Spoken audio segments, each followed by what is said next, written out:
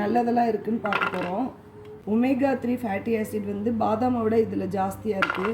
Brain ஹெல்த்துக்கு நல்ல பெனிஃபிட்டாக இருக்கும். Protein, anti inflammation, weight loss பண்ணணும்னு நினைக்கிறவங்க இதை யூஸ் பண்ணி ட்ரை பண்ணலாம். ஹார்ட் ஹெல்த்துக்கு ரொம்ப நல்லது. ஹேர் க்ரோத்து, ஸ்கின்னுக்கு ரொம்ப நல்லது. ஆன்டி ஏஜிங் ப்ராப்பர்ட்டி இதில் அதிகமாக இருக்குது. ஆன்டி ஆக்சிடென்ட் இருக்குது. அதே மாதிரி தூங்குறதுக்கு சில பேர் டிஸ்டர்ப்டாக இருப்பாங்கன்னு சொல்லுவாங்களா, அது மாதிரி தூக்கத்துக்கு இருக்கவங்க வால்நட் ரெகுலராக எடுக்கும்போது நல்ல ஸ்லீப் இருக்கும்.